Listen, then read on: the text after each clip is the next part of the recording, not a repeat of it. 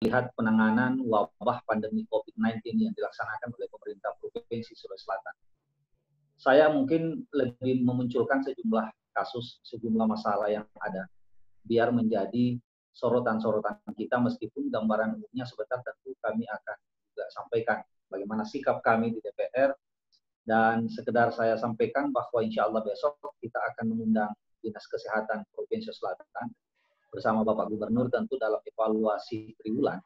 Dan satu poin penting yang akan kita bahas besok adalah bagaimana penanganan dari COVID-19 khususnya di Sulawesi Selatan.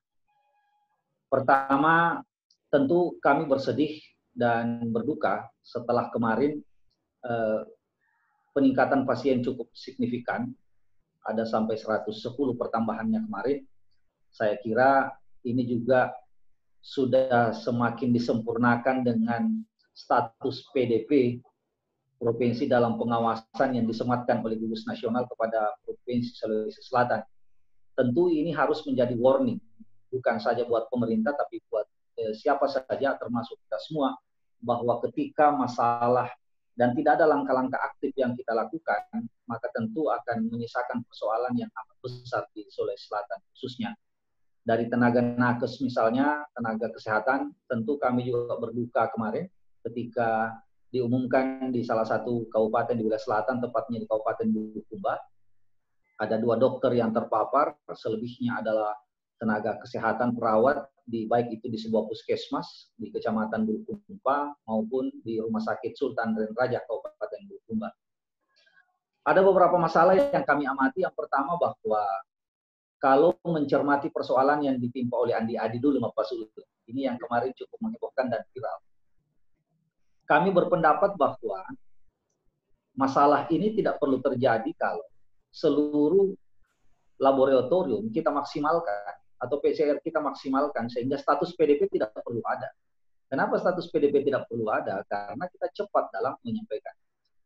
Saya tertarik dengan apa yang dilakukan oleh Kabupaten Sopeng ketika ada salah seorang imam di sana yang setelah Lebaran Idul Fitri dinyatakan positif, lalu ada langkah aktif yang dilakukan oleh pemerintah kabupaten, segera melakukan identifikasi, men-swab kepada sedikitnya 40 orang yang dianggap sudah berinteraksi dengan Pak Imam, dan itu langsung kita temukan hasilnya. Ataukah kemudian kejadian, kalau tidak salah namanya dosen UMI Ayu ini, sebelum tidak cukup 1 kali 24 jam, kita sudah bisa menemukan hasilnya apakah yang bersangkutan atau almarhumah positif atau negatif. Nah, bagaimana mungkin kemudian kita mengambil pelajaran dari Gubernur Bali, seluruh kemampuan dia kerahkan, seluruh apapun yang dia miliki dia curahkan. Sama juga ketika Wali Kota Surabaya pun melakukan hal yang sama. Kita berharap agar pemerintah Provinsi Selatan, dalam hal ini Gubernur sebagai Ketua Gugus, itu juga mengoptimalkan apa yang bisa kita lakukan. Koordinasi antar rumah sakit, dan bertindak memang sebagai penanggung jawab secara keseluruhan di Provinsi Sulawesi Selatan. Hari ini dalam sebuah rapat saya juga mengungkapkan bahwa ada parsialitas antara leading sektor atau antara OPD 1 dan OPD yang lain di pemerintah Provinsi Selatan. Ketika misalnya tadi kami rapat dengan Biro Kesra, saya mempertanyakan kepada Biro Kesra, kenapa kemudian tidak ada video yang diungkapkan secara terbuka, Pak, ya, di mana video itu seruan dari para ulama, pendeta, tokoh agama yang mengatakan bahwa hal-hal seperti ini tidak Anda perlu ragukan. Seluruh perawatan jenazah yang berdasarkan protokol itu ada jelas, ada dalilnya. Ini bisa mengedukasi masyarakat sehingga tidak perlu ada orang yang kemudian komplain bagaimana perawatan jenazahnya. Patut memang kita hargai bahwa penghormatan dan penghargaan kepada jenazah dalam hal perawatan itu adalah penghargaan dan penghormatan terakhir dari keluarga yang ditinggalkan, karena itu memang butuh hal yang urgent. Tetapi kalau kemudian tidak terjadi penghargaan itu, maka pemahaman dan penyadaran masyarakat itu yang amat penting. Yang kedua, misalnya kita membaca sejumlah spanduk-spanduk yang penolakan swab apa segala macam, bahkan kita lihat tayangan ada orang yang keluarga menjemput jenazahnya segala macam. Itu karena masyarakat cenderung tidak percaya dengan apa yang dilakukan oleh masyarakat. Karena itu tugas utama dari pemerintah hari ini adalah tampil kembali kepada publik, meyakinkan kepada publik bahwa mereka bekerja untuk masyarakat. Percayalah, apa yang dilakukan oleh pemerintah itu betul-betul untuk menyelamatkan masyarakat, menyelamatkan warga sebagai hukum tertinggi yang dilakukan oleh mereka. Jadi itu dia. Kemudian berikutnya yang ketiga, kami menyoroti bahwa pentingnya pengamanan kepada tenaga kesehatan secara optimal. Saya beberapa kesempatan itu menyampaikan bahwa cukuplah rumah sakit ini penyangga segala macam sudah maksimal APD-nya. Tapi bagaimana dengan puskesmas? Ada surat edaran dari gubernur konon yang disampaikan bahwa puskesmas ini terdepan, tetapi fakta ketika kami ke bawah ke puskesmas itu APD-nya tidak maksimal, sehingga ketika kemarin terjadi di Bulukumba tenaga kesehatan, dokter dan perawat kena, maka saya berpikir inilah efek ketika kita hanya fokus pada rumah sakit penyangga, sementara puskesmas itu tidak terlalu terabaikan. Dan rekomendasi kami di Komisi E kemarin sudah kami sampaikan kepada pemerintah Provinsi Selatan melalui Dinas Kesehatan bahwa maksimalkan APD di tingkat masyarakat. Yang paling penting, yang paling terakhir adalah memang satu menurut saya adalah kesadaran masyarakat kita. Ini juga sebuah persoalan, tapi ini juga tidak boleh kita sandarkan pada kesadaran di mana mereka aktif. Mereka masyarakat kita ya pasif lah. Karena itu yang dibutuhkan adalah pemerintah jauh lebih cekatan, jauh lebih kreatif, jauh lebih menggunakan pola-pola yang baik agar informasi-informasi itu sampai kepada masyarakat. Saya kira itu saja, Bung Sofyan, sekedar pengantar diskusi. Sebentar mungkin kita akan kembangkan dalam diskusi-diskusi dan pertanyaan-pertanyaan. Terima kasih. Assalamualaikum warahmatullahi wabarakatuh. Waalaikumsalam. Baik, terima kasih Pak Arun Sping. Terima kasih juga kepada Pak Wahyudi Munsin sudah bergabung bersama kita. Jadi sebelum ke Mbak Christine dan Mbak Cika, saya ke Dr. Wahyudi Munsin dulu. Nah, Dok, ini kan kemarin sempat ada penambahan kurang lebih sekitar 100 dalam satu hari ini, Dok. Nah, kira-kira apa yang menjadi permasalahan utama dalam COVID-19 di Sulsel ini sehingga penambahan pasien ini cukup signifikan begitu, Dok? Silakan, Dok. Ya, makasih kepada semua narasumber. Ada sahabat saya, Arun Sping, yang gagah, Kak Iqbal, dan Ibu, siapa namanya? Ibu yang cantik. Christine. Nah, Christine.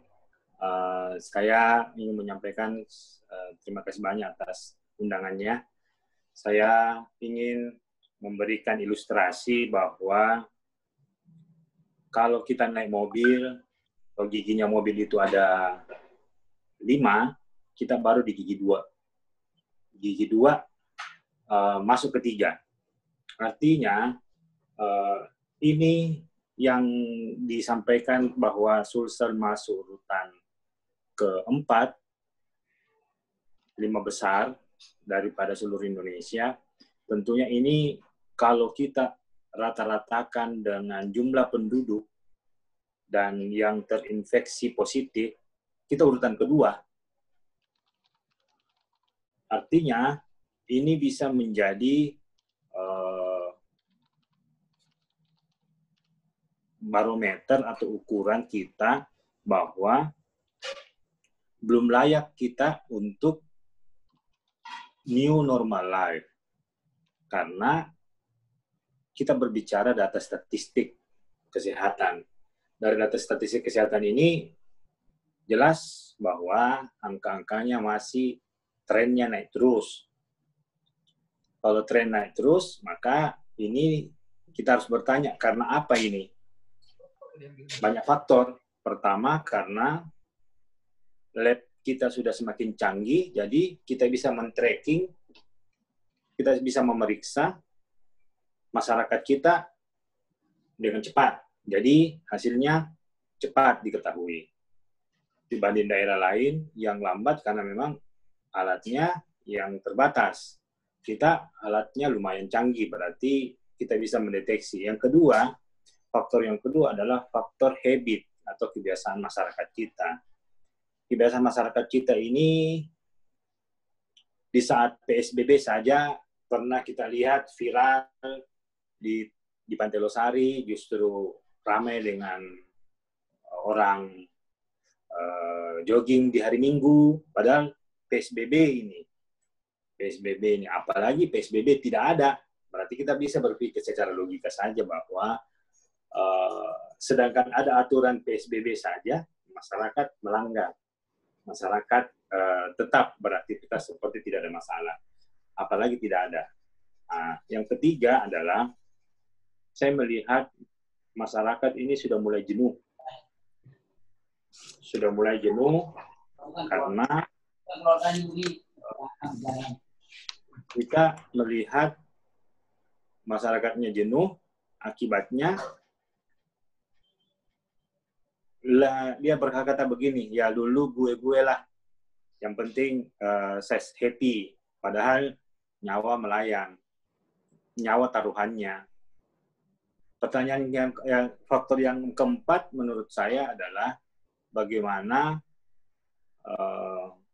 masyarakat ini masuk ke kategori ekonomi. Ekonominya mereka harus hidup atau mati. Karena harus mereka cari rezeki. Karena sudah terlalu lama dirumahkan. Baik. Itu yang faktor. Yang terakhir adalah faktor kelima menurut saya, masyarakat ini ibaratnya kalau mimpi di tengah hari tidak percaya bahwa ini mimpi buruk. Belum percaya bahwa kita mengalami mimpi buruk yang namanya COVID-19. Kami pun dokter ini masih berdoa dan berharap ini mimpi buruk, tapi ternyata tidak. Ini adalah fakta bahwa kita menghadapi yang namanya pandemik daripada COVID Corona ini. Mungkin itu pengantar. Nanti kita lebih diskusi dan saya siap menerima pertanyaan lebih lanjut. Baik, terima kasih Dok. Saya ke Mbak Cika sebelum ke Mbak Christine, saya ke Mbak Cika. Mbak, kira-kira sebagai penyintas nih gimana Mbak? Apakah dampak psikologi, dampak sosiologi, kemudian ke Mbak Cika bagaimana Mbak? Apakah masih ada stigmatisasi dan lain sebagainya Mbak? Silakan Mbak. Oke, selamat siang semuanya. Saya Cika Melwa, saya penyintas COVID-19.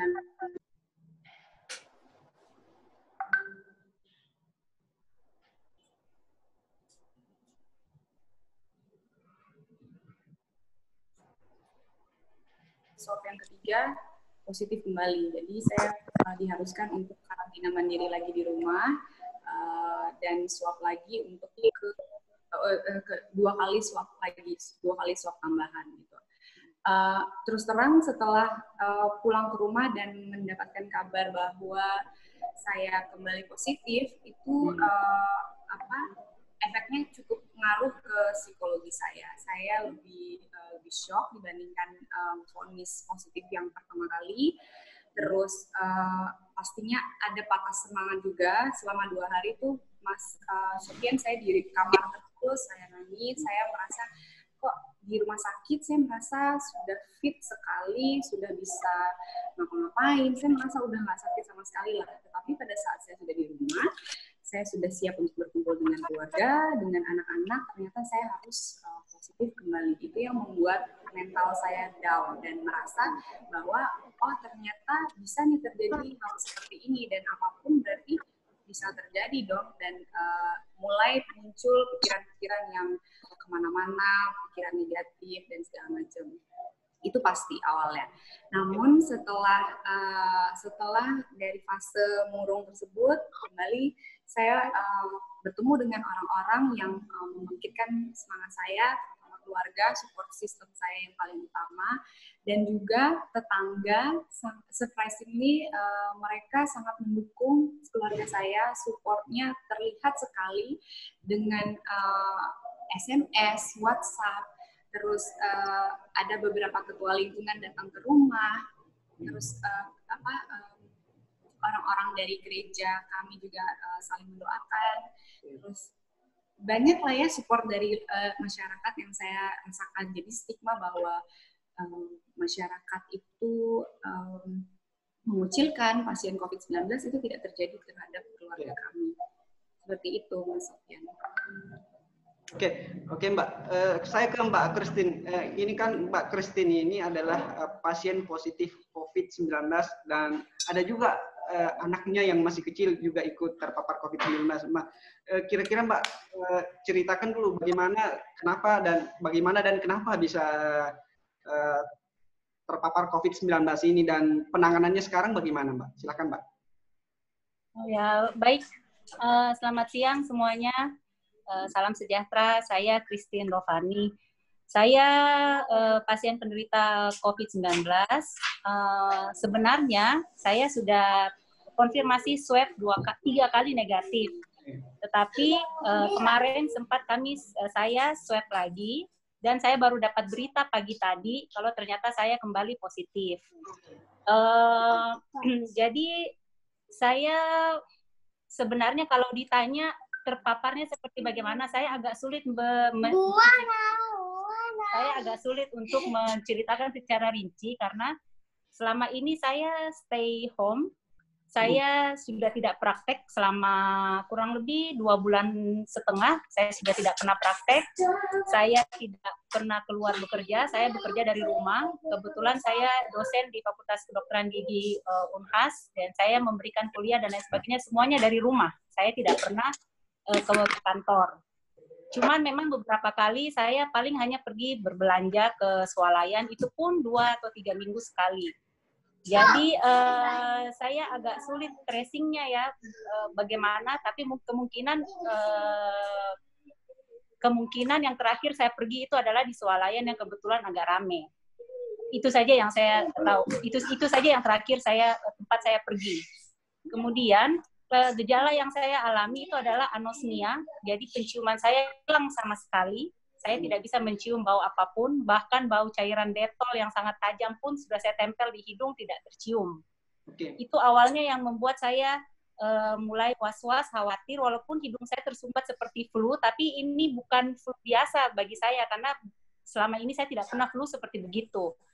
Kemudian atas bantuan dari beberapa teman, akhirnya saya lakukan swab. Jadi pada tanggal 12 Mei saya sakit, tanggal 15 Mei saya swab, kemudian hasilnya keluar 16, ternyata saya positif. Begitu saya positif, akhirnya kami memutuskan satu rumah harus di swab. Jadi kemudian hari Seninnya, 7 keluarga saya yang lain, orang tua saya dan 3 anak saya dan 2 ART kami, juga dilakukan swab dan hasilnya 4 diantaranya positif.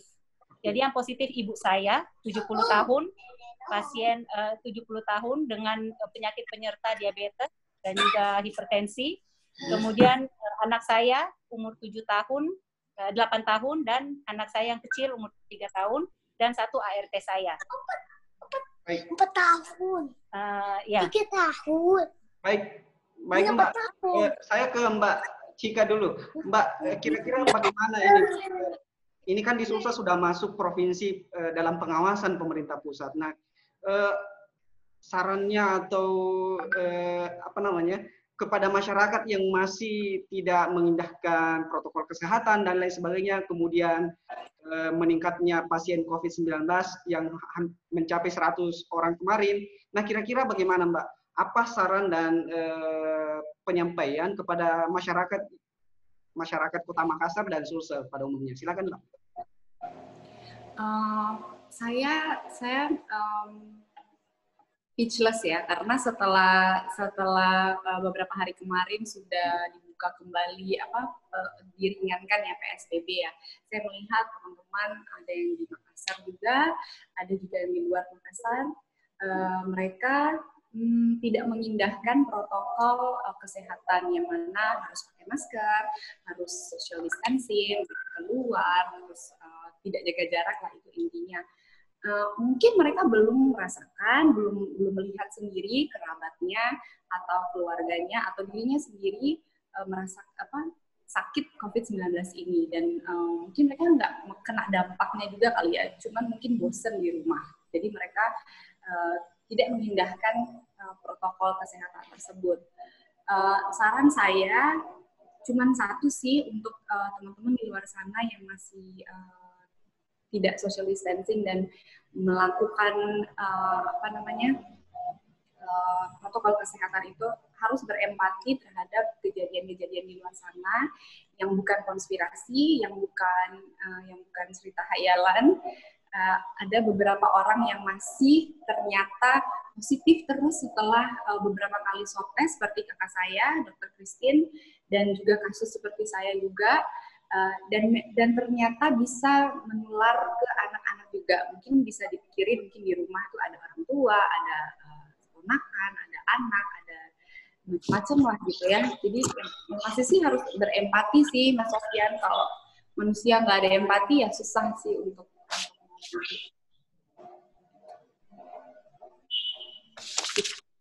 Baik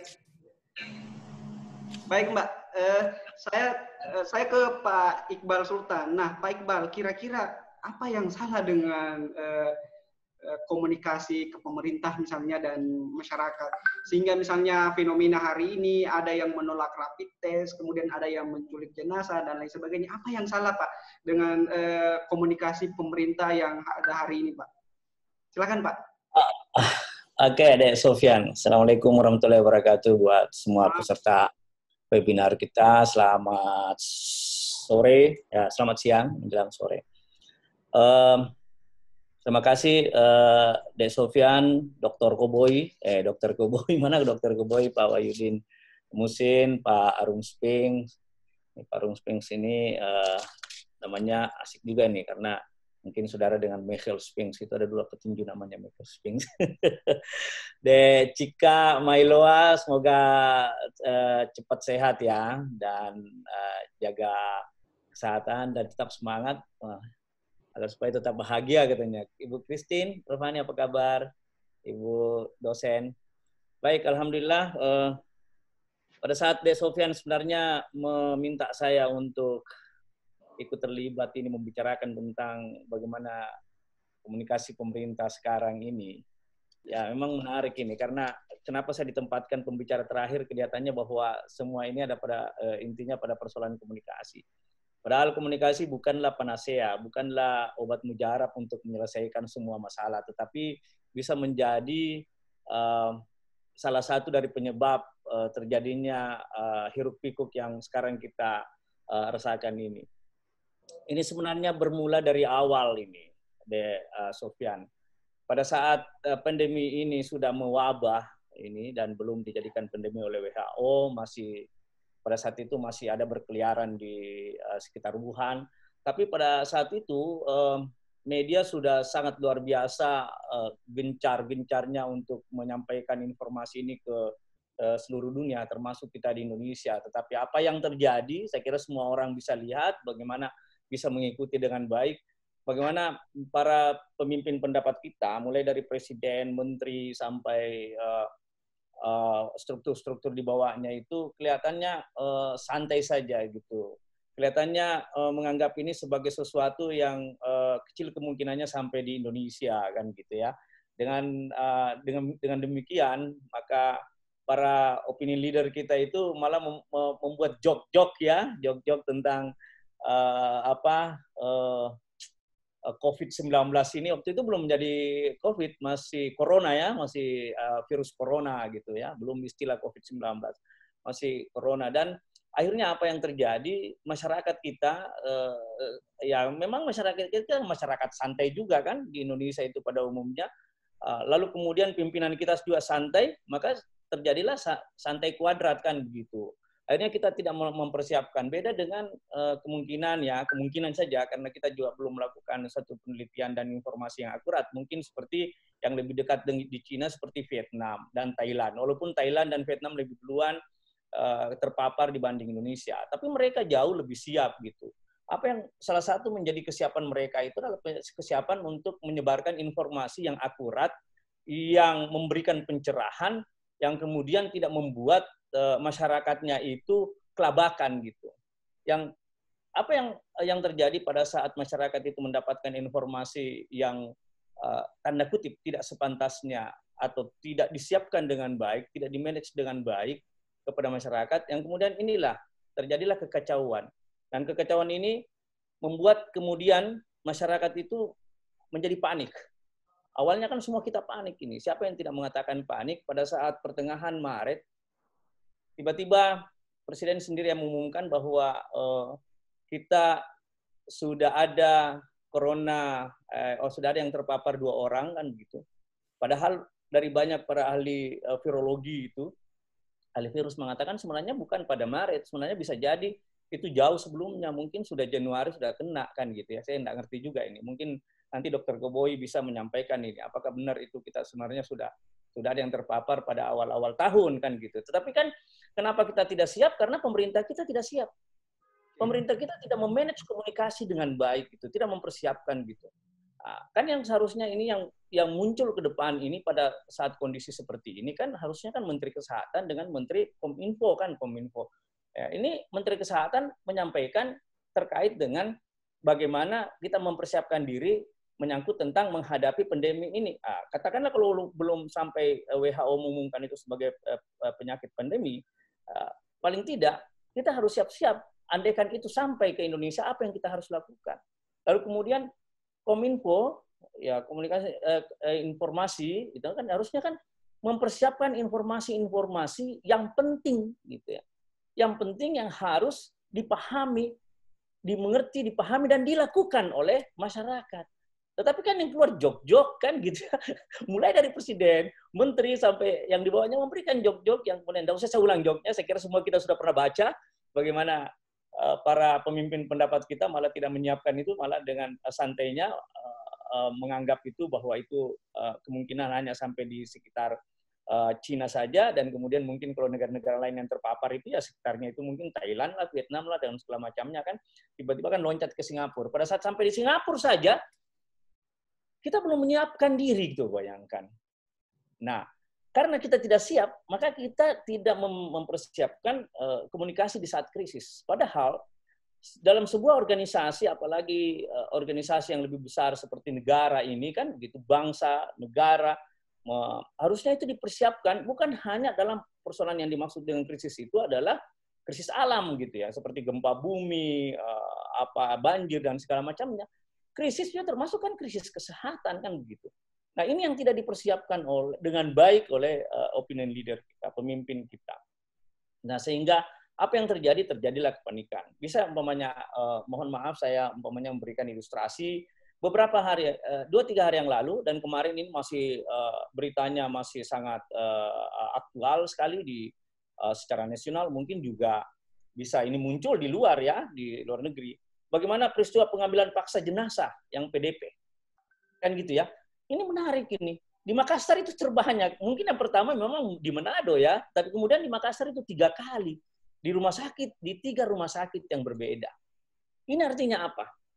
Kalau kita melihat ke belakang bahwa ini ada ketidakpercayaan masyarakat terhadap, ya kan? Ya, jadi ada ketidakpercayaan masyarakat kepada pemimpinnya yang memberikan, yang tidak mencerahkan, tidak memberikan informasi yang mencerahkan gitu. Nah, bagaimanapun juga masyarakat itu sebenarnya patuh. Saya ingin katakan bahwa masyarakat sebenarnya itu tidak patuh. Nah, tinggal bagaimana caranya memberikan kepatuhan kepada masyarakat itu. Gitu. Bagaimana dia mau patuh? Karena di antara pemimpin kita itu sering sekali melakukan silang sengkarut gitu, silang sengkarut informasi. Si A mengatakan X, si B mengatakan, pemimpin B mengatakan Y. Ya, kita coba lihat waktu atau kita ingat kembali waktu mau Lebaran gitu.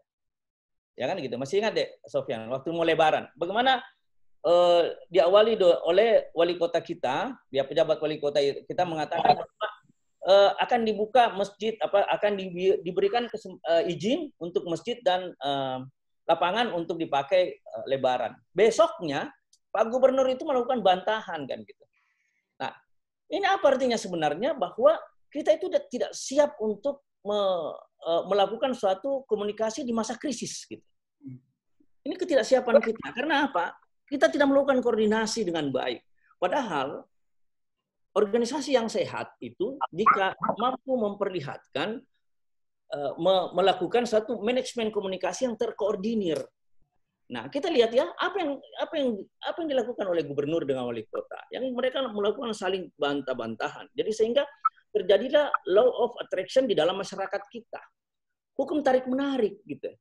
Kalau umpamanya pemimpinnya saja itu tidak memberikan satu kepastian terhadap masyarakatnya, maka dengan sendirinya masyarakat juga itu ikut terlibat untuk tidak mendapatkan kepastian yang dilakukan oleh pemimpinnya kan gitu.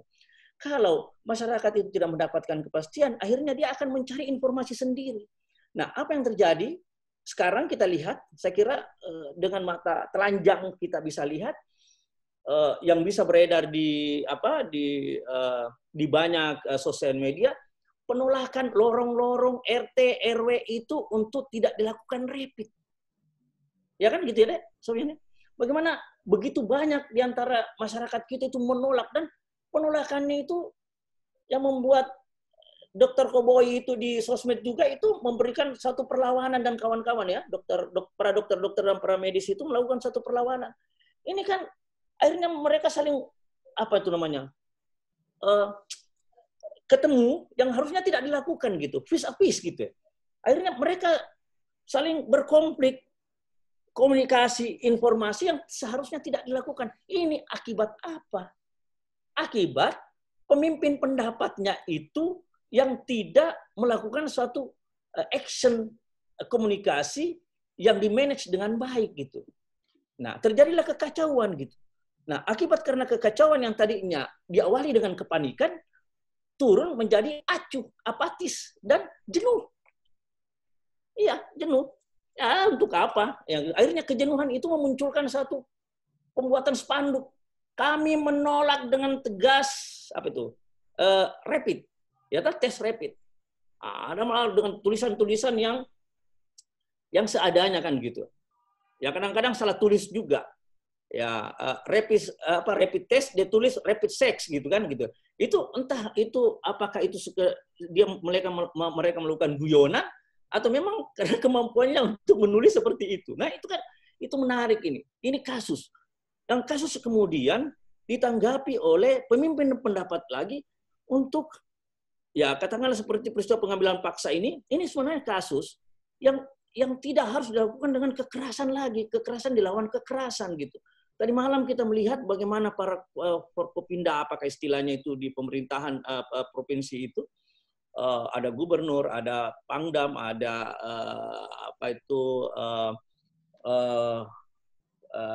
Kapolda dan lain-lain itu, kemudian mengancam para pengambil paksa jenazah itu dengan penjara lah dan segala macamnya kan. Padahal intinya ini kan karena ketidakpercayaan masyarakat sekarang kepada pimpinannya. Kenapa kalai kasihan mereka itu mau lagi dipenjarakan. Jadi ya memang jadi kacau lagi kita ini sekarang ini. Ini karena persoalannya tidak ada garis komando yang jelas terhadap komando informasi ya, garis komando informasi yang jelas dari pusat ke atas. Kita bisa lihat. Istilah saja. Yang awalnya perang dengan COVID, melawan COVID. Tiba-tiba datang lagi mari kita berdamai dengan COVID. Ini istilah. Nah, dalam peperangan itu, Bos. Lalu kemudian kita berdamai berarti gencatan senjata. Begini-begini juga saya juga mantan danyon resimen mahasiswa jadi ngerti itu. Yang mana orang perang tiba-tiba berdamai. Kapan gencatan senjatanya, Bos? Kan gitu ya. Nah, Panglima dengan Kapolri tegas-tegas kita akan perang dengan COVID. Tiba-tiba datang yang satu, mohon maaf, presiden kita mengatakan, mari kita berdamai. Nah, yang mana mau diikuti? Jadi masyarakat akhirnya kan kacau juga ini, Bos, masyarakat gitu kan. Baik. Nah, itu ini ketawa-ketawa Miupi ini. Dari tadi mau bicara kapan ini Miupi ini karena saya ngomong begitu. Jadi komunikasi yang buruk itu karena komunikatornya itu berpikir tidak pernah berpikir komunikatornya bagaimana pesannya itu bisa dipahami dengan baik oleh halayaknya. Tetapi dia membebaskan halayaknya itu untuk menafsirkan sendiri gitu. Ini komunikator yang buruk, catat ini, Bos. Baik. Jadi ya mohon maaf dalam kondisi begini karena kita tidak mempersiapkan komunikasi krisis. Baik. Dalam yang lain-lain ada krisis. Komunikasi juga itu bisa krisis kalau dalam keadaan kondisi krisis seperti ini. Saya kira demikian. Wassalamualaikum warahmatullahi wabarakatuh. Waalaikumsalam. Baik, terima kasih Pak Iqbal Sultan. Sangat baik sekali tadi apa yang disampaikan. Saya kembali ke Pak Rumsing. Pak Rumsing, kira-kira bagaimana ini Pak terkait gaya komunikasi pemerintah daerah kita hari ini Pak? Kira-kira apa yang disampaikan Pak Iqbal ini kan katanya menurut Pak Iqbal bahwa penolakan itu adalah bentuk ketidakpercayaan masyarakat terhadap pemimpinnya hari ini. Bagaimana ini Pak? Silakan Pak. Kalau ada yang disebut dengan 1000%, maka apa yang dia sampaikan oleh Pak Iqbal tadi itu 1000% kebenarannya. Ya sahih. Karena memang tidak bisa dipungkiri. Pertama, ya saya mungkin tidak bisa seperti Pak Iqbal yang bahasanya lebih halus, saya lebih terbuka saja. Hari ini pernyataan Pak Gubernur A, besok pernyataan PJ Wali Kota B. Besok pernyataan Wali Kota B, besoknya lagi pernyataan Gubernur. Sehingga kita bingung. Kami setuju bahwa apa yang disampaikan oleh Pak Iqbal, itulah realitas yang ada di bawah. Cuma saya membahasakan sejak awal tadi bahwa publik ini tidak percaya. Mungkin yang disampaikan oleh Pak Iqbal tadi kronologisnya lengkap bagaimana runtutan. Saya menyebut bahwa hari ini publik tidak percaya terhadap apa yang dilakukan oleh pemerintah provinsi. Kalau publik percaya, maka tidak mungkin penolakan itu muncul. Karena itulah saya mengatakan bahwa perlu ada upaya-upaya kreatif untuk membangun kembali kepercayaan publik. Saya pernah bicara dalam sebuah forum di rapat kerja kita. Saya mengatakan, saya berharap Pak Gubernur tampil bicara satu kali ke depan, tunjukkan bahwa masyarakat Selatan tenang, kami bekerja secara optimal, kami akan mengerahkan segala kemampuan. Kami sudah mendapat support anggaran, katakanlah persetujuan di tingkat DPR 500 miliar. Kita akan maksimalkan bla bla bla bla bla. Kira-kira seperti itu. Ini kan kita tidak pernah menemukan kecuali pemandangan-pemandangan. Bahkan dalam perspektif komunikasi kemarin saya berbincang lagi dengan sejumlah teman ketika ada pernyataan dari Pak Gubernur bahwa ini kita sementara akan mencari ada skenario di balik munculnya penolakan ini. Menurut saya ini kan tidak perlu keluar pernyataan seperti ini. Yakinkan saja publik misalnya dengan banyaknya orang yang melakukan penolakan, mungkin kita akan buat protokol baru. Nah, saya misalnya ambil sampel soal protokol bagaimana kasus dari Andi Adi yang orang Bulukumba ini. Kan kita tidak pernah mendapatkan informasi pasti bahwa seluruh pasien atau seluruh yang meninggal COVID itu dimakamkan di satu tempat. Berawal dari adanya sejumlah penolakan dari warga untuk dikebumikan sehingga muncullah ide untuk menyatukan saja ini pemakaman. Nah, kenapa tidak dibuka ruang atau ada tahapan baru atau ada protokol baru kepada masyarakat yang kemudian meninggal, keluarganya dan dia terpapar atau dia positif, kan bisa dilakukan penawaran bahwa ini meninggal dengan kondisi positif misalnya, kita bicara dengan warga, Pak, di mana akan dikebumikan? Kami akan fasilitasi. Mungkin ini bisa membuat sedikit agak meredah misalnya. Jadi ada cara-cara lainnya yang bisa dilakukan. Jadi kembali ke pertanyaan Pak Sofyan bahwa apa yang disampaikan oleh Pak Iqbal tadi benar sekali. Bahwa ini soal komunikasi yang diperbaiki oleh pemerintah provinsi yang lagi-lagi ujungnya saya meyakinkan kepada masyarakat Selatan bahwa tenang saja, kita bekerja maksimal untuk Anda semua dengan tahapan bla bla bla kira-kira itu dari saya Pak Sofyan. Baik, terima kasih Pak Arum Sping.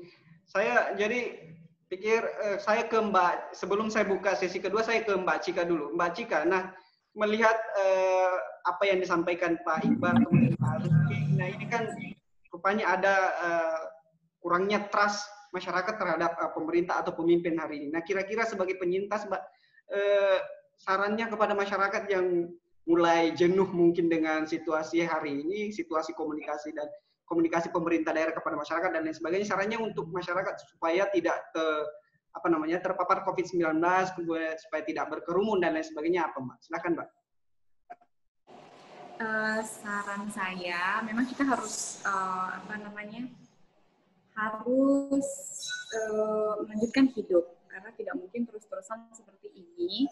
Namun dengan keadaan di luar sana yang belum memungkinkan dan saya tahu sendiri juga, saya sendiri mau keluar ke warung sebelah atau ke Alfamart itu yang cuma berapa blok dari rumah aja takut banget. Kalaupun harus saya pakai APD seperti face shield, masker, dan juga sarung tangan. Kalau teman-teman tidak punya, cukup dengan menggunakan masker saja. Dan sebisa mungkin hindari kerumunan orang, keramaian. Kalaupun harus bersama dengan teman-teman, jaga jarak dan menjaga kebersihan itu yang paling penting. Dan saya rasa banyak teman di Instagram yang DM ke saya bahwa mereka merasakan gejala, mereka ketakutan, mereka takut memeriksakan diri ke dokter. Aku juga nanti dikucilkan sama tetangga. Itu kalau bisa hindari pikiran-pikiran bahwa kita akan dikucilkan, kita parno dengan dokter, dengan tenaga medis, dan beranikan diri. Demi apa? Demi diri sendiri dan demi keluarga di rumah. Apalagi kalau di rumah punya orang tua seperti orang tua saya lansia, punya komorbid atau penyakit bawaan yang waktu itu kita semuanya panik sekali, sama seperti Dokter Christine juga ibundanya mempunyai penyakit bawaan yaitu diabetes. Harus punya rasa tanggung jawab dan empati sih, at least kepada diri sendiri. Baik, terima kasih Mbak. Saya ke teman-teman, silahkan bagi ada yang ingin memberikan pertanyaan, opini atau pandangan terkait tema yang kita angkat pada siang hari ini.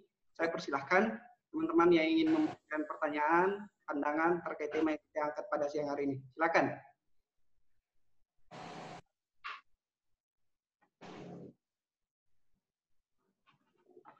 Baik, silahkan Pak Muhammad Bisri, silahkan Pak. Baik, halo. Ya, terima kasih Pak Sofyan atas kesempatannya. Assalamualaikum warahmatullahi wabarakatuh.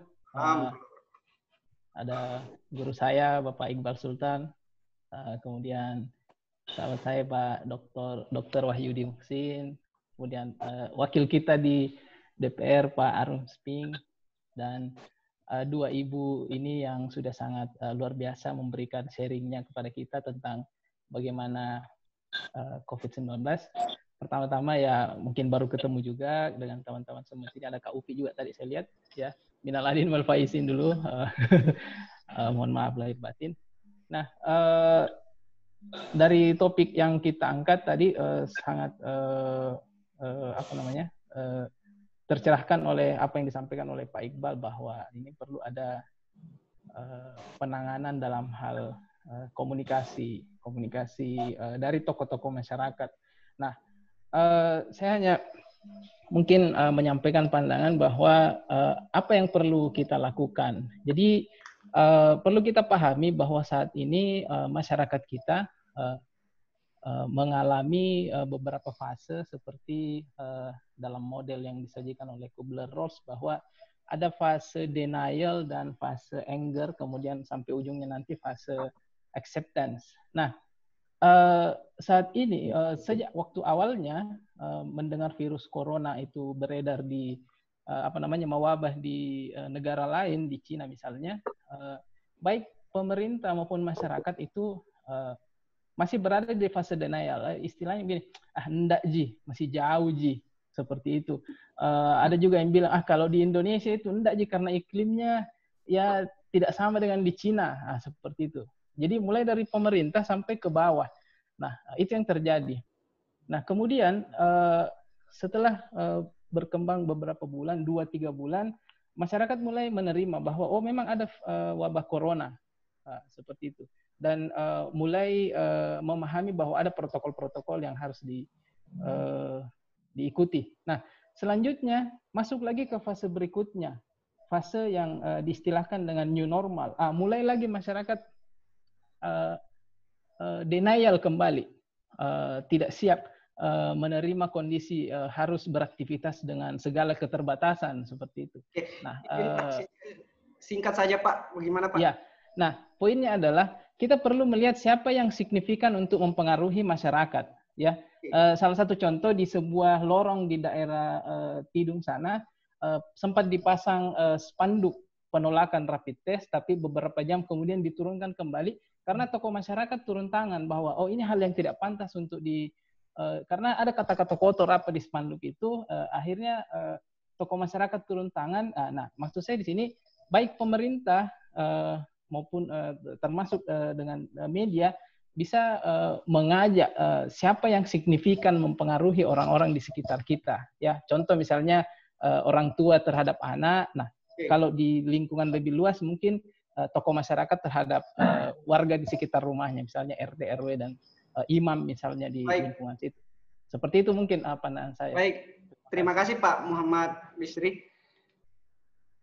Saya ke Pak Dr. Wahyudi Musin. Kita kembali ke tema Pak. Nah, kira-kira apa yang bisa dilakukan ini Pak terkait di mana provinsi yang sudah masuk pengawasan pemerintah pusat terkait COVID-19 ini. Nah, kira-kira apa yang bisa dilakukan ini Pak, teman-teman dari ID, kemudian teman-teman dokter, ada di sini juga Dokter Christine dan lain sebagainya. Nah, kira-kira apa yang bisa dilakukan Pak terkait hal ini Pak? Silakan Pak. Silakan di-unmute Pak dulu anunya Pak.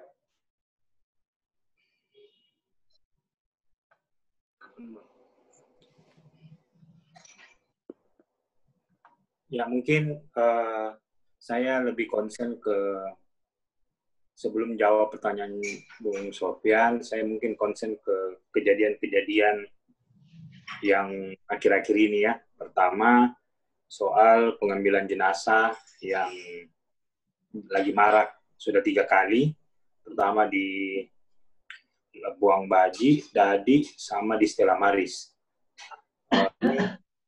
Ini yang menjadi fenomena yang harus kita perhatikan, bahwa ini harus memang pemerintah hadir, kata Bapak Arum Sping tadi, harus pemerintah hadir untuk bisa ada di tengah masyarakat. Kemarin saya banyak diskusi sama Bapak Kapolda, sama Kapolrestabes soal fenomena rapid test, penolakan rapid test di mana-mana. Kami mencurigai kemarin ada 16 profesi termasuk Persatuan Dokter Gigi dan rumah sakit serta banyak organisasi profesi kesehatan melakukan jumpa pers, bahwa kami melihat bahwa ini penolakan rapid ini ada yang ada otak intelektualnya. Kenapa kami bilang ada otak intelektualnya? Pertama, serentak. Yang kedua, terstruktur. Pakai spanduk, dan lain sebagainya. Kalau spontan masyarakat, masa mereka punya feeling yang sama? Yuk, demo yuk soal rapid. Pasti, menurut kami, ada otak intelektual daripada ini yang mau membenturkan dokter dengan tenaga medis terhadap masyarakat. Ini yang menjadi concern kami kemarin, termasuk marak-maraknya video yang mencaci dan sebagainya. Tentunya kami dokter tidak pernah menyalahkan masyarakat. Kami intinya kemarin itu memberikan penegasan kepada masyarakat. Yang kami kejar, yang kami buru adalah orang-orang yang mengatasnamakan masyarakat, tapi kepentingannya adalah kepentingan golongan atau kepentingan pribadi yang ingin semakin runyam ini persoalan COVID-19. Yang lain adalah kemarin juga saya sedih seolah-olah Bapak Gubernur menyalahkan dokter bahwa harusnya swab itu bisa hari ini masuk, sore keluar. Itu kan sebenarnya harusnya koordinasi dulu sama bagian laboratorium. Bisa enggak seperti ini? Kalau enggak bisa, apa solusinya? Itu yang penting. Bukan ujuk-ujuk langsung menyalahkan. Kan malu kalau maunya disalahkan. Nah, enggak eloklah kita kalau mempertontonkan tontonan ke masyarakat saling bantah-membantah, wali kota membantah, gubernur membantah, dokter membantah gubernur, dokter membantah wali kota. Padahal sebenarnya ini kita harus saling satu kesatuan. Pemerintah harus hadir mengayomi baik ID maupun organisasi profesi kesehatan lainnya, dokter gigi dan lain sebagainya. Itu harus diayomi, bukan jalan sendiri-sendiri. Seperti ini nampaknya jalan sendiri-sendiri. Banyak yang bertanya juga ke kami, ya kan ada dokter atau dokter gigi atau perawat di struktur dinas kesehatan. Ya, kan mereka minta maaf, mungkin saja mereka mengatakan salah kayaknya ini pimpinanku, tapi mungkin takut karena PNS. Kalau organisasi profesi yang memberikan statement tentunya tidak pusing karena kita independen. Nah, itu yang jadi letak persoalannya. Mungkin kami usul kepada para penguasa agar sudahlah, tidak usahlah saling berusaha mengklaim kalau tidak berdasarkan data. Kemarin juga kami mengkanter 12 sampai 18 kota kabupaten yang bebas COVID. Apa data ilmiahnya? Sementara dari pusat sudah mengklaim bahwa kita urutan kedua percepatan yang kena dalam sehari. Terus urutan 5 besar, bagaimana supaya ini 5 besar ini kita turunkan menjadi ya 10 besar lah, bukan 5 besar. Nah, ini yang terjadi sekarang karena tidak kompak. Itu yang mungkin menjadi catatan buat kami, eksekutif, legislatif, terus dokter, rumah sakit, itu kesannya tidak ada komunikasi. Baik. Kesannya. Nggak tahu yang mana benang merahnya yang perlu ditarik. Kami sekarang bingung, terkhusus untuk ditudingnya dokter dan nakes yang katanya ada untung ratusan juta rupiah di dalam COVID ini. Ya, kami kemarin buat pernyataan sikap. Kami meminta kepada Bapak Kapolda, silahkan mengusut. Kalau memang ada dokter atau nakes yang melakukan itu, kami minta diberikan hukuman atau diproses hukum. Begitupun dengan yang memberi info, kalau salah ya dihukum juga, jadi fair. Mungkin bukan sekali lagi bukan masyarakatnya ya, tapi oknum-oknum yang kami mencurigai. Ada kayaknya oknum yang ingin bermain, yang ingin memperkeruh suasana. Dan yang paling terparahnya kalau pemerintah tidak menyadari itu dengan memaksakan untuk new normal life. Padahal sebenarnya new normal life ini belum saatnya untuk diterapkan. Mungkin gitu. Baik. Terima kasih Pak Dr. Wahyudi Musin. Saya ke teman-teman, jika ada yang ingin memberikan pertanyaan atau opini terkait tema yang kita angkat pada siang hari ini, silakan.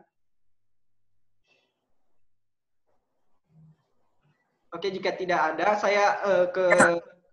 saya ke Mbak Christine dulu deh untuk memberikan statement terakhir atau closing statement terkait tema yang kita angkat pada siang hari ini. Kemudian nanti ke Mbak Cika, ke Pak Dr. Wahyudi Musin, ke Pak Arunsping, dan Pak Iqbal.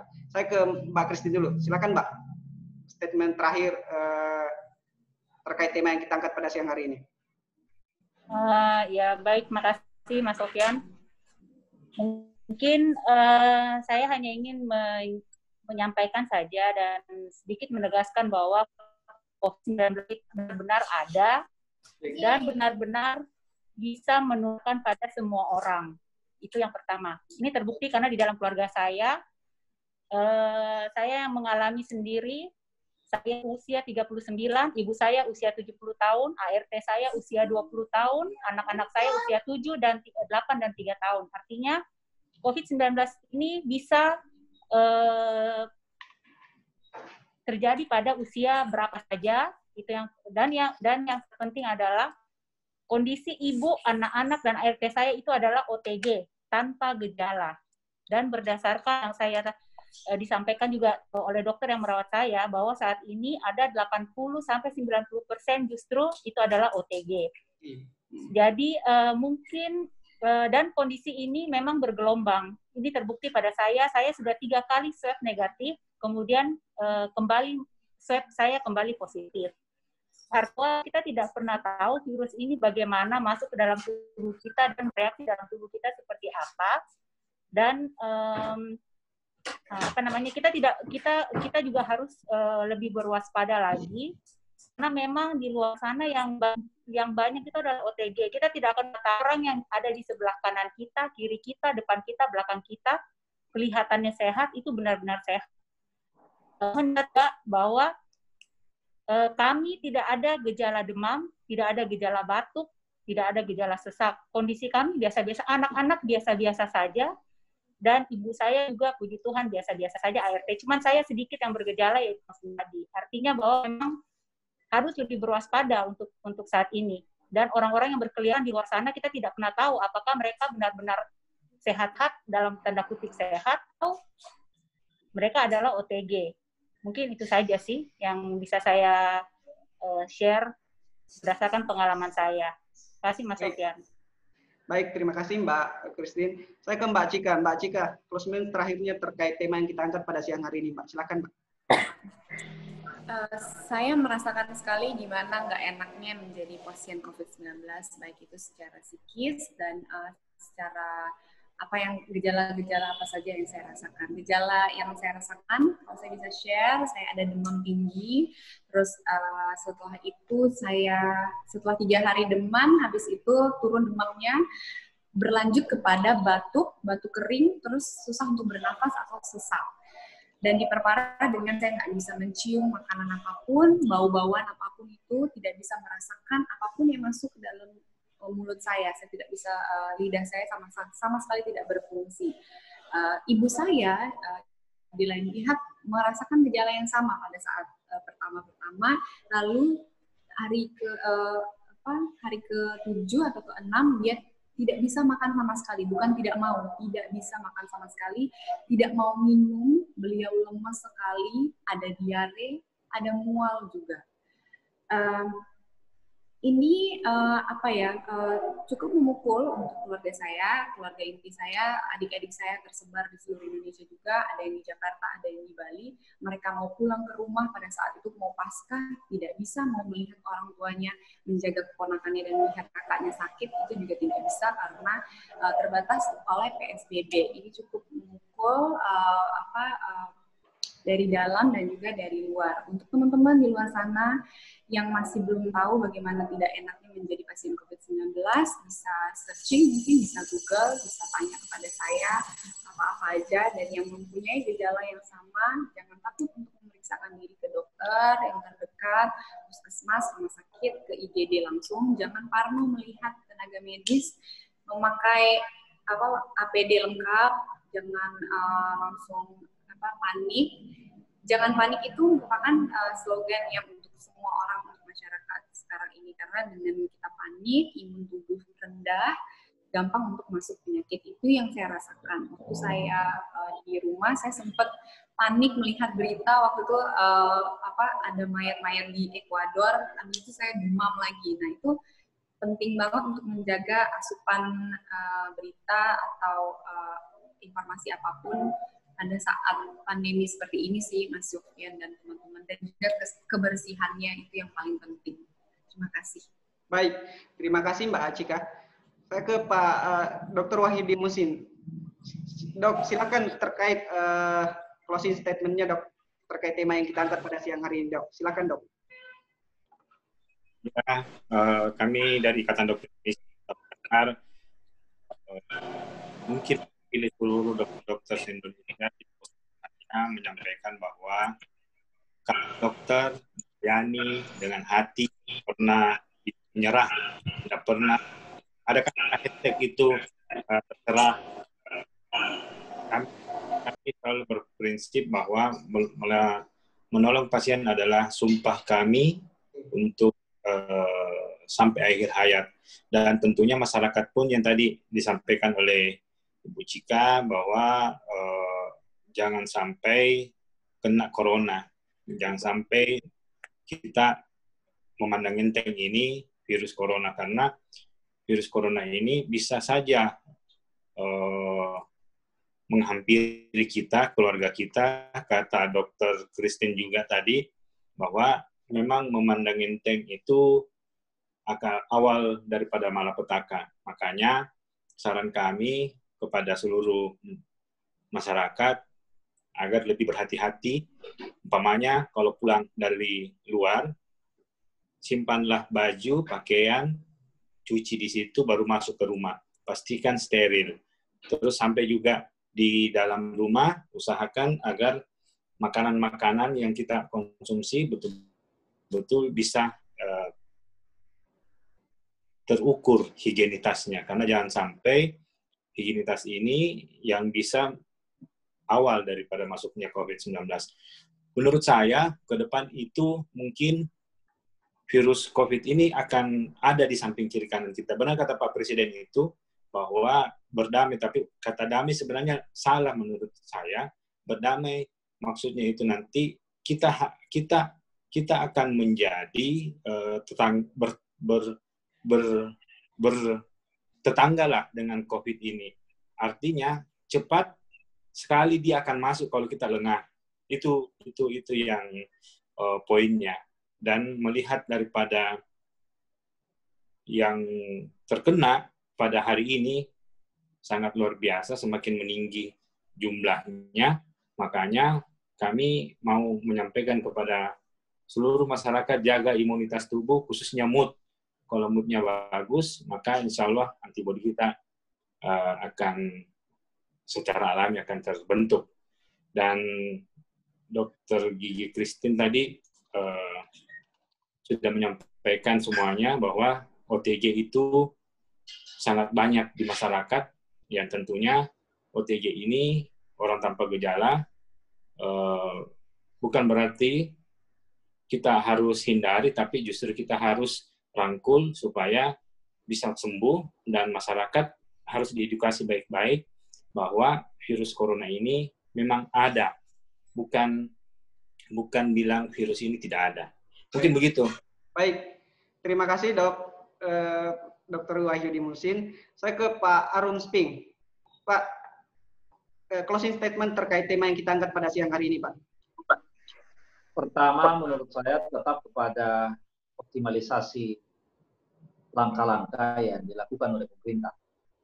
Kita tidak punya pilihan lain bahwa pemerintah yang punya kekuasaan, kewenangan anggaran, kita sandarkanlah kepada mereka agar mereka lebih kreatif, lebih tegas, lebih memaksimalkan lagi seluruh hal yang dia miliki, kewenangan yang dia miliki untuk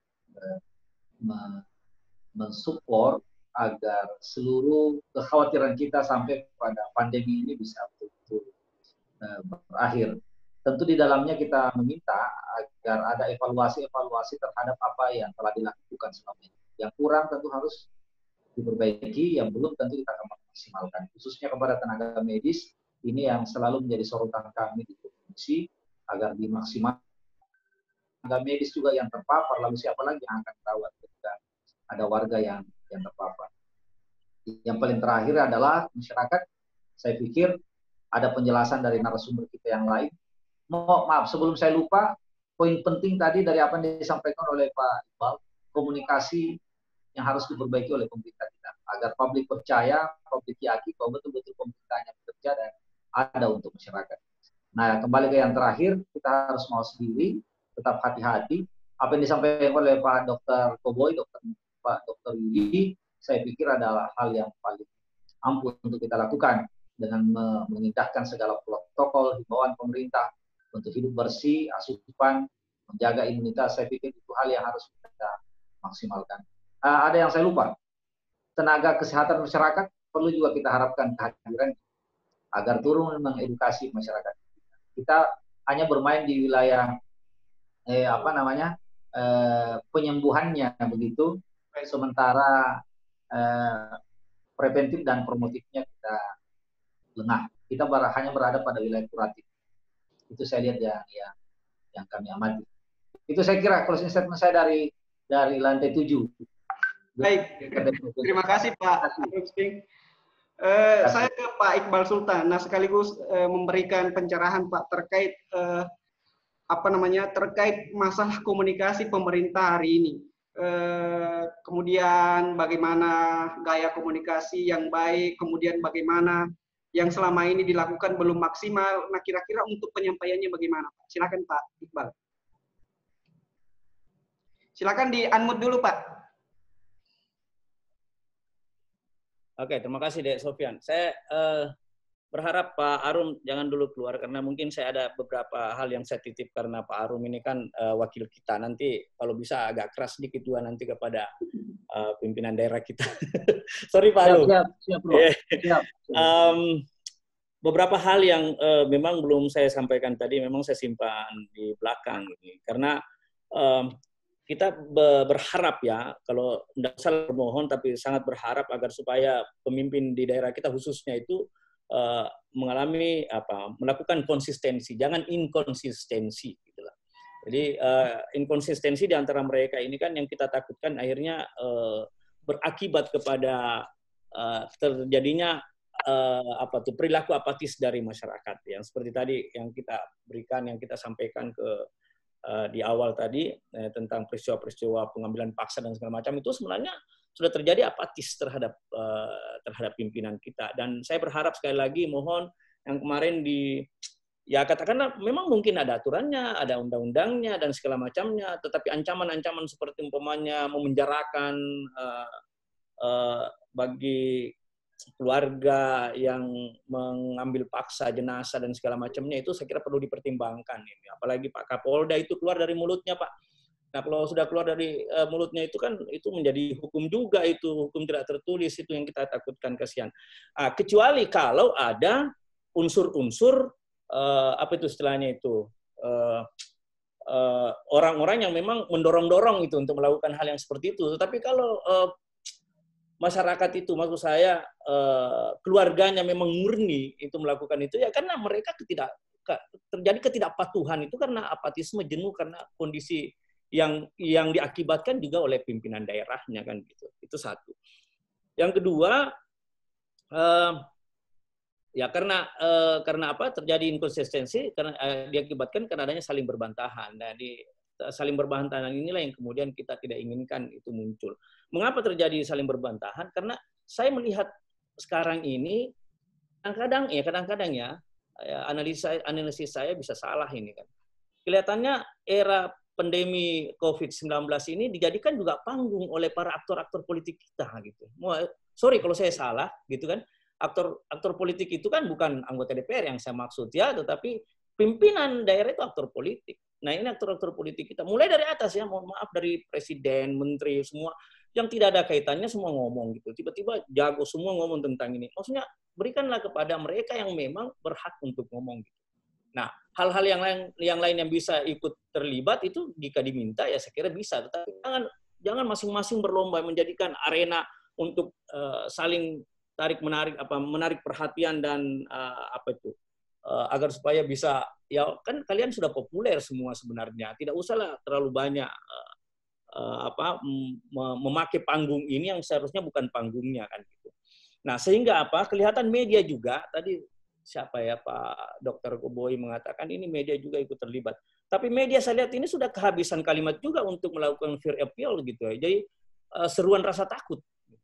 Habis dua kalimatnya ini media kita ini untuk memberikan seruan rasa takut. Terakhir media kita itu memberikan seruan rasa takut itu umpamanya pada halaman pertama di salah satu media kita itu waktu ada wartawan kita itu menulis di Facebook tentang sepulang dari buka puasa H-2 di rumah salah satu warga perumahan dosen. Kan dia tidak tulis, ternyata kan gubernur kan gitu ya. Terus tiba-tiba besoknya itu muncul judul yang kelihatannya memberikan seruan rasa takut, tetapi kemudian ya apa yang terjadi yang bukan seruan rasa takut tapi saling berbantahan lagi antara media dengan pimpinan Pak Gubernur kan, di rumahnya Pak Gubernur kan begitu. Nah ini yang kemudian memang harus diwaspadai kan gitu. Jadi media juga harus sekarang cerdas, tidak sekedar menulis sesuatu dan kemudian kan tidak nyaman itu kan gubernur memberikan suatu pernyataan balik, katakanlah seperti makanya kalau mau pintar itu ya sekolah tinggi-tinggi kan begitu. Nah, ini kan ya itu respon dan wajar saja gitu. Tetapi kemudian direspon balik oleh teman-teman wartawan lagi dengan sedikit ya guyon ya, tanda kutip guyon ya. Ya kalau orang sekolah tinggi-tinggi kan harusnya tidak melakukan pelanggaran. Nah kan asik lagi nih. Ini bisa digoreng lagi kan gitu. Sekolah tinggi-tinggi seorang profesor tapi kalau melakukan pelanggaran kan goreng-gorengan lagi kan lebih asik ini. Nah ini yang saya maksud gorengan-gorengan di elit. Nah media itu elit bos. Media massa itu elit kita. Bukan jadi antara elit media dengan elit pemerintah daerah dan kemudian masyarakatnya melakukan perlawanan. Nah itu yang saya maksud mereka melakukan perlawanan. Jangan laikas yang diancam 7 tahun, berapa tahun. Mereka sudah cukup itu ditinggal oleh orang yang sangat disayanginya kemudian. Karena mereka itu diakibatkan ini hukum jika maka gitu. Jika gini maka kan gitu. Jadi ini hukum jika maka yang kemudian memang harus kita ada kebijaksana lah sedikit memahami ini persoalan. Nah yang terakhir yang saya ingin sampaikan ini Pak Wakil.